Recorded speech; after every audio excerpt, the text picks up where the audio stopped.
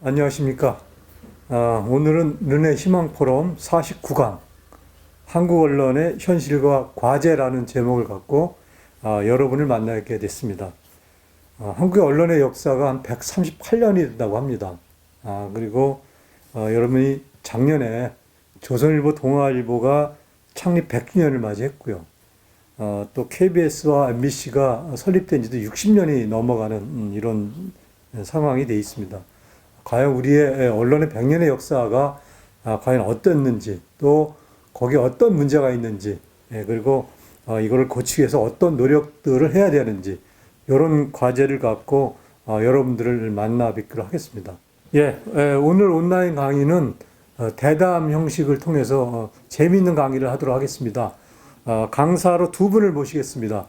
성공회대 신문방송학과 교수이신 최영묵 교수님과 여러분이 잘 아시는 방송인 성균관대 교수로 계시는 정재환 교수님 두 분을 모시고 대담 형식을 갖고 1시간 반 동안 여러분을 찾아뵙도록 하겠습니다.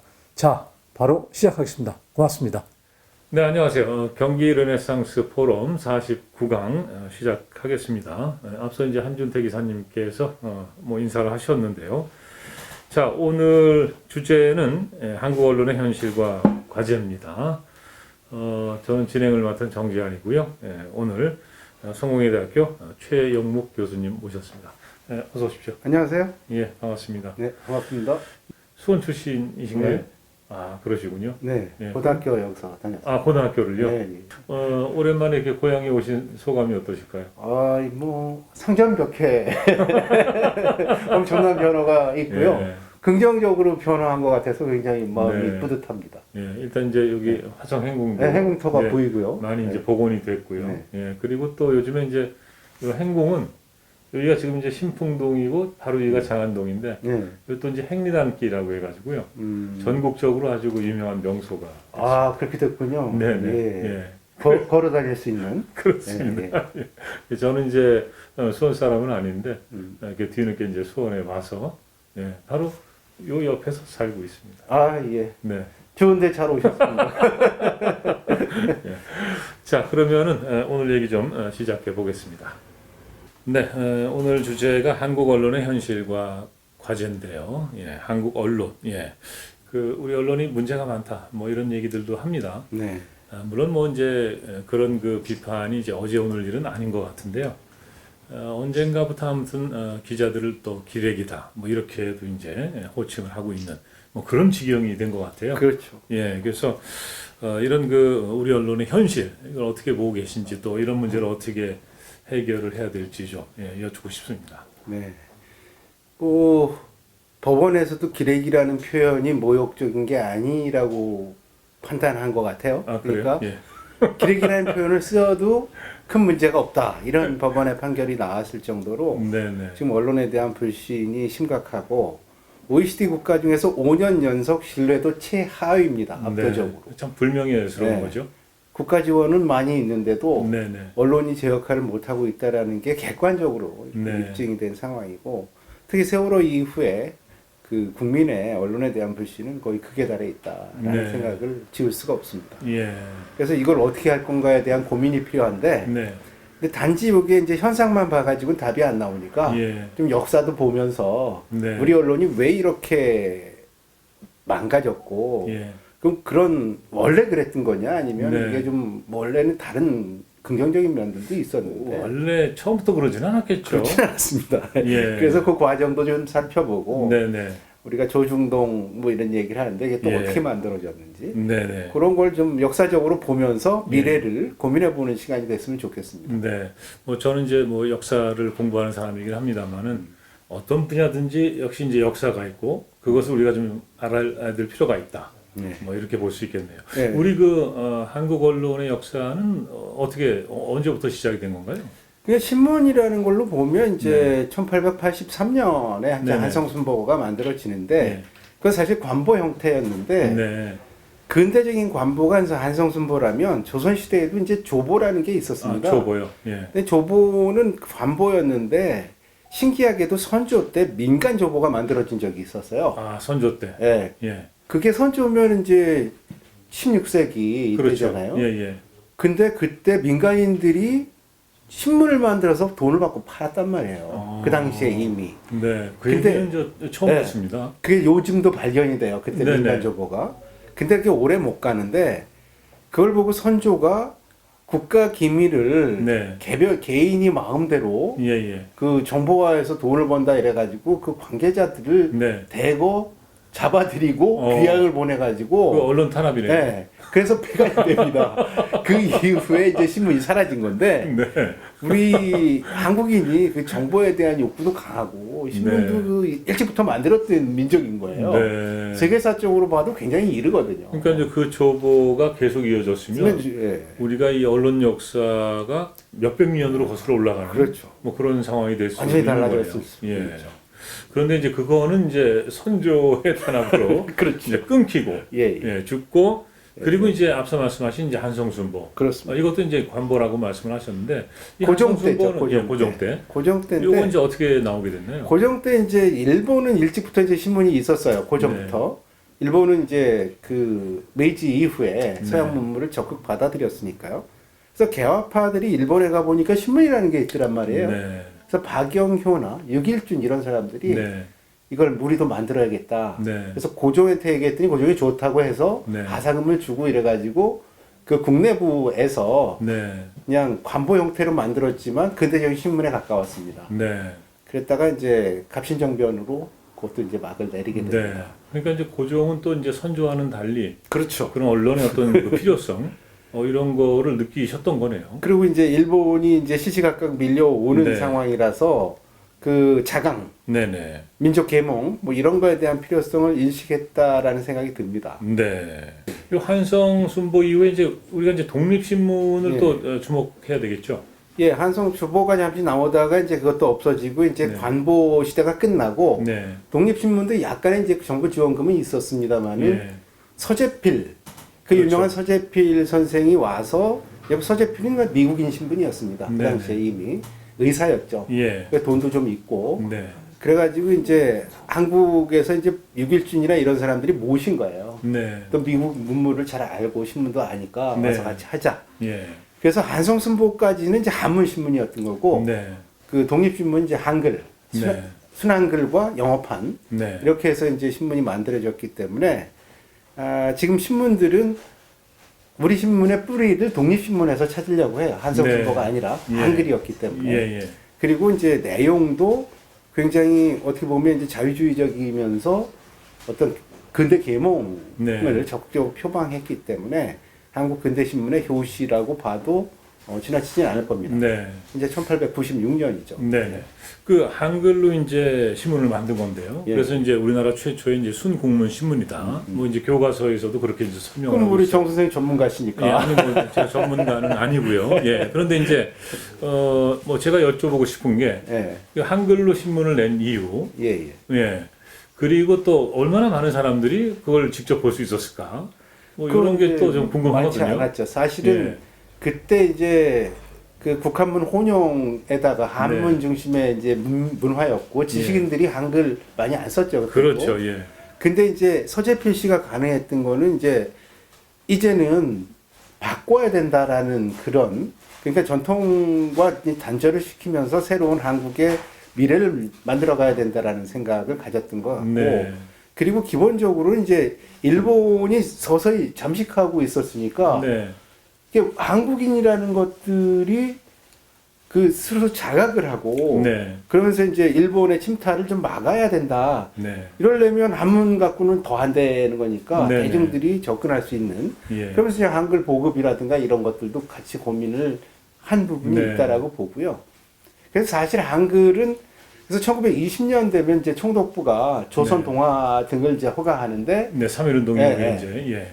그때 이제 보니까 독자가 너무 제한돼 있는 거야. 문맹이 많아서. 네, 네. 그래서 이제 그거를 많이 해요. 야학 운동하고 그렇죠. 예. 한글 보급 운동하고 네, 이래서 네, 읽을 수 있어요. 신문도 보니까. 네, 네. 그러니까 그 뿌리가 이제 독립신문이었지만 독립신문도 오래 못 가거든요. 네. 이것도 이제 서재필 씨가 가버리고 그리고 돈도 없고 이러니까 이제 없어지면서 네. 이제 그 뿌리가 이제 이어지긴 하는데 네. 그걸 이제 구한말에 이제 다른 신문들로 넘어가긴 하죠. 제국신문이나 네. 황성신문이나 예. 또 대한매일 이런 게 있었는데 뭐 하여튼 그런 것들조차도 을사늑약 1905년 을사늑약 전후에서 이제 탄압이 강해지고 1907년에 신문지를 이제 그 출판물을 탄압할 수 있는 법을 만들어요. 네네네.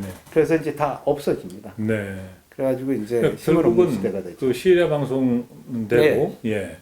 이것이 그 당시 상당히 이제 그 화제가 되기도 하고 그렇죠. 문제가 되기도 했던 거죠. 네네. 그래서 이제 일제 그 통감부가 뭐 신문지법이라든가 예, 예. 뭐 이런 것을 만든다. 광무신문지법이 이제 1907년인데 네네. 하여튼 1905년에 을사늑약이 되니까 이제 황성신문 주필이었던 장지현 선생이 네네. 시리아 방송대곡을 쓰는데 예. 지금 읽어봐도 통렬합니다. 네. 이 개돼지만도 못한 그 관료놈들이 아하. 일본과 결탁해가지고 네네. 나라를 팔아먹은 거에 대해서 난 예, 예. 통곡하노라. 네네. 정말 그 언론의 기계가 살아있는. 그러네. 언론의 역할을 그건 뭐 제대로 제대로 한 보여준 거죠. 거네요. 예. 그러면서 이제 이게 폐간되는 운명이 되니까 장지현 선생은 이후에 뭐 친일에 대한 논의도 있고 그런데 네. 경남 메일이라는 신문으로 옮겨가서 거기서는 또 뭐를 하냐면 매천 황현 선생이 절명시를 쓰고 이제 자살을 해요. 네네네. 절명시를 전제를 합니다. 아. 경남 메일에. 네. 그랬다 그 신문도 폐간됩니다. 네. 그래서 그 시기에는 장지현 선생이 언론인으로서 그 제대로 된 네네. 전통과 역사를 만들었던 네네. 그런 지사 예. 전통을 보여줬던 시기입니다. 네. 그 지금 이제 최 교수님 말씀을 들어보면요. 예. 그 우리가 언론의 출발이 뭐 이제 19세기 말이고 그때는 뭔가 이제 우리가 깨어나야 된다. 뭐 근대화를 해야 된다. 그래서 이제 독립신문 같은 것을 이제 한글로도 만들고 예. 방금 말씀하신 대로 그런 민족 지사적인 어떤 언론인들이 예. 예. 정말 그 언론의 기계를 보여주는 뭐 이런 모습들이 있었는데 예. 그럼 이게 출발은 좋았잖아요. 그렇죠. 그 언제부터 어떻게 이게 잘못된 겁니까? 그러니까 이게? 일본이 이제 을사늑약 이후에 광무신문지법 그리고 1910년 합방을 하면서 네. 친일 신문을 제외한 모든 것들을 없애버리고 아하. 그리고 이제 일본인 신문까지도 나중에 다 없애버려요. 네네. 그래서 언론 자체를 봉쇄해버리는 겁니다. 네. 그러니까 일체의 매체를 운영하지 못하게 하는 거죠. 네. 조선반도에서. 예. 그렇게 암흑기가 되는데 이제 말씀하셨듯이 19년은 3.1 만세운동이 네네. 이제 들불처럼 번져나가니까 무단 통치를 이제 포기하고 네. 헌병 경찰 정치를 하다가 예. 이제 문화 정치로 바꾸면서 네. 1920년에 신문을 다시 허가하는 거죠. 네. 근데 세 개 신문을 했는데 하나는 완전히 일본인들에 가까운 데 줬고 네. 하나는 친일파 단체, 실업 단체에 줬고 그게 이제 조선일보입니다. 네네. 대정실험 친목회라고. 예. 그리고 이제 민족주의 우파들, 지주 이런 분들한테 준 게 이제 동아일보죠. 동아일보. 예. 동아일보를 준 이유는 당시에 보면 이게 너무나 막아놨더니 지하에서 움직이더라 이거예요. 그러니까 신문을 주면 거기 모여서 뭘 할 테니까 요거 네. 관찰하기가 좋을 거다. 예. 이래서 줬다라는 게 정설입니다. 아, 그 배경이 아주 재밌네요. 예. 그래서 이제 그러니까 이제 1910년에 어쨌든 이제 나라가 없어지고 예. 그 일제 통치가 시작이 되면서 사실은 이제 친일적인 그런 그 신문 외에는 이제 완전 생존할 뿌리를 뽑아버렸죠. 수가 없었고, 예. 예. 그 어떻게 보면 거기서부터 이제 크게 굴절이 된 거네요. 그렇죠. 결국은 신문들이 예, 이 일제의 입맛에 맞지 않는 그런 네. 언론은 설 수가 없었다. 그러니까 우리 언론의 지사적인 전통, 소위 네. 말해서 이제 선비 정신이 반영된 시리아 방송대국 같은 그리고 외세의 침탈에 분노하는 대한매일 신보 같은 경우는 특이했던 게 네. 영국인 베델이라는 사람이 예. 주필이었거든요.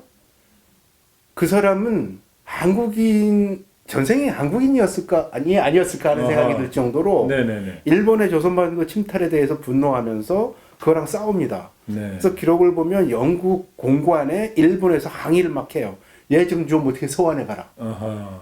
얘 왜 영국인인데 여기 와서 난리냐. 예. 그래가지고 이제 정말 엄청난 필치를 휘둘러요. 한국인들 양기탁 같은 사람이 이제 네. 들어오는데 근데 요절합니다.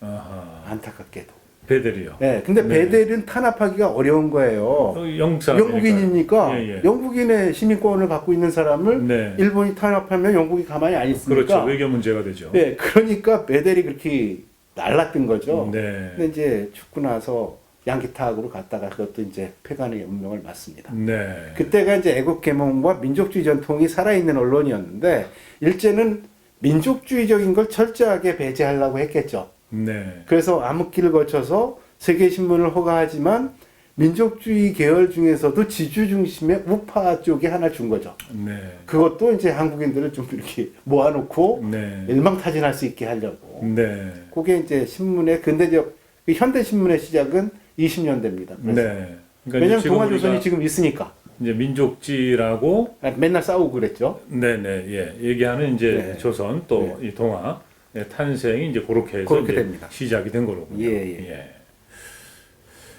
예, 그러면 이제 그 동아일보라든가 이제 조선일보 일제 치하에서 이제 신문을 발행을 했는데 그러면 어떤 그 민족적인 그런 어떤 기사라든가 뭐 이런 것을 하기가 좀 어려웠을까요? 어려웠죠. 아 그랬나요? 근데 이제 두 가지가 있는데 조선일보는 이제 약간 이제 민족주의 신문은 아니었고요. 애초부터 아 그래요? 그 친일 실업인들, 기업인들이 만든 거니까요. 네네. 그러다 보니까 이제 동아일보에 대해서 늘 이제 컴플렉스 같은 게 있었어요. 그때부터. 그러면서 이제 조선일보가 쇄신을 한 게 20년대 중후반 되면 이상재 선생이나 이런 사람들을 영입을 해서 네. 그리고 신간회 멤버들이 대거 들어옵니다. 아하. 그러니까 조선일보가 굉장히 이제 그 논조에서 네네. 동아보다 더 이렇게 진보적으로 간 그런 면이 있었는데 네네.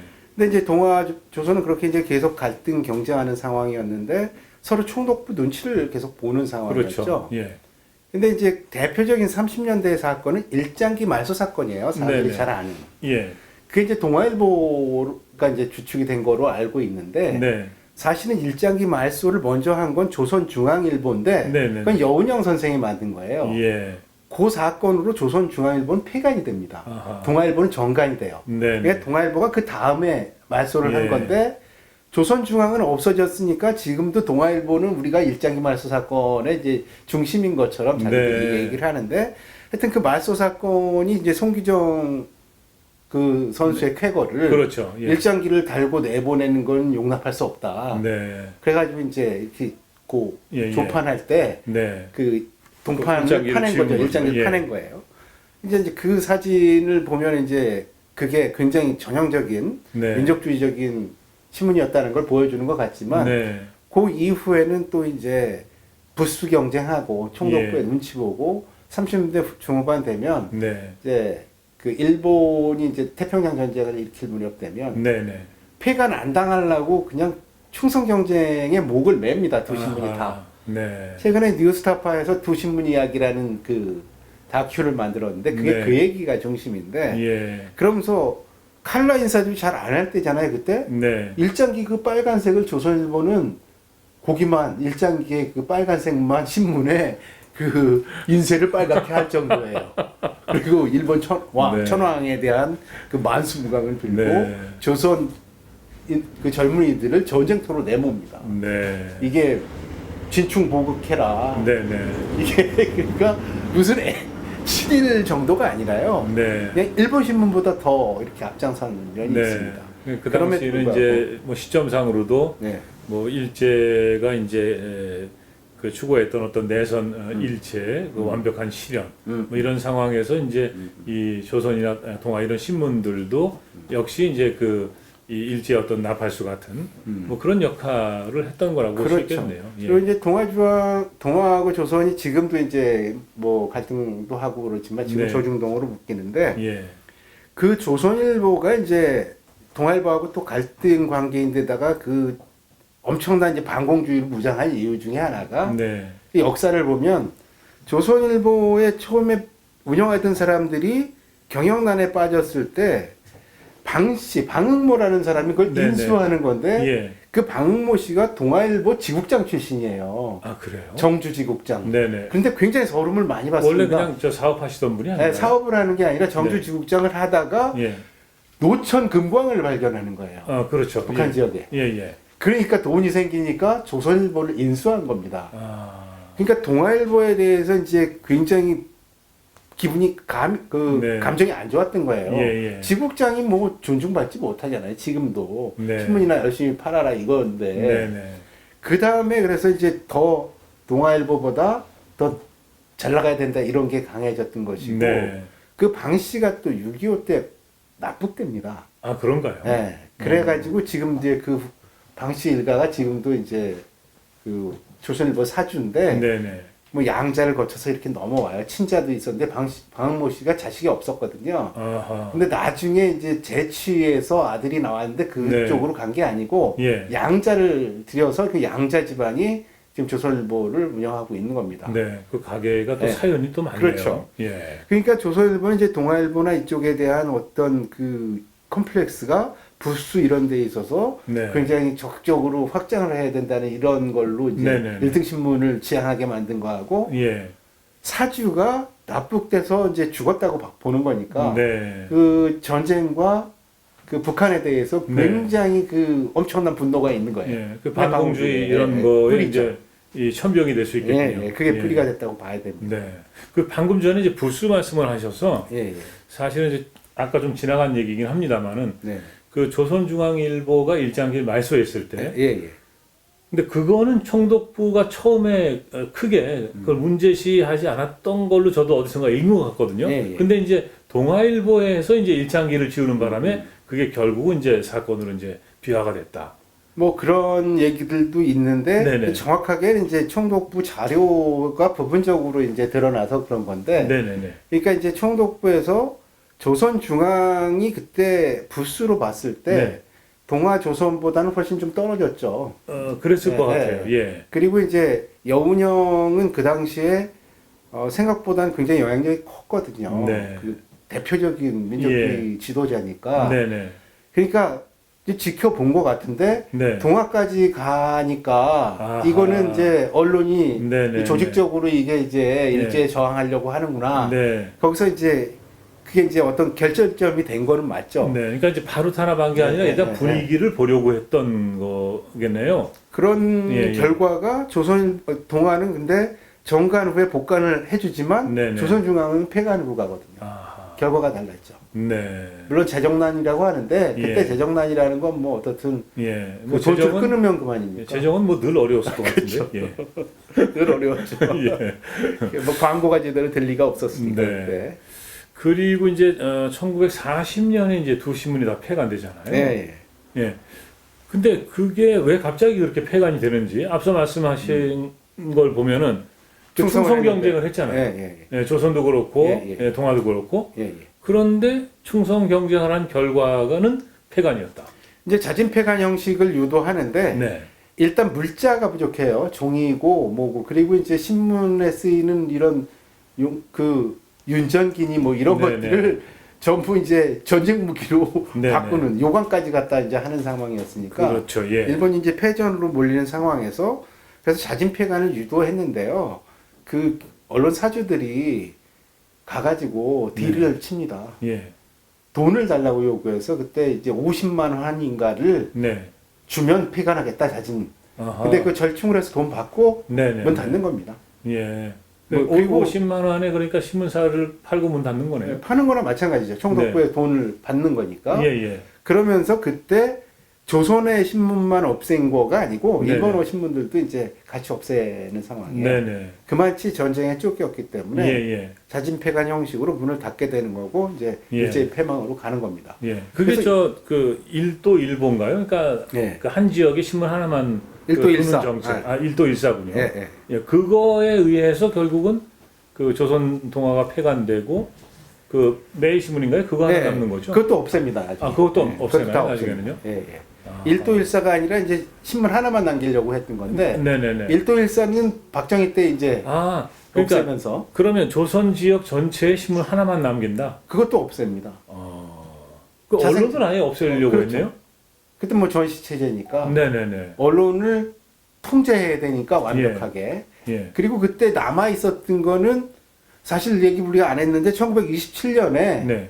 그 방송국이 경성방송국을 오픈하잖아요. 네네. 그렇죠. 그래서 방송국이 방송국이 생기죠. 예. 방송만 통해서 이제 예, 예. 그 내보내게 했던 거죠. 아, 그렇군요. 예, 예. 그래서 그 경성방송국이라는 건 라디오잖아요. 그 라디오죠. 당시에는요. 라디오. 예, 예, 예. 그래서 일본 히로히토 천황의 네. 항복 방송을 조선 사람들은 라디오를 통해서 들어요. 네네, 그 그렇죠. 경성방송을 통해서. 예. 그래서 다 모여서 깜짝 놀라는 거죠. 네네. 갑자기 항복을 하니까. 예.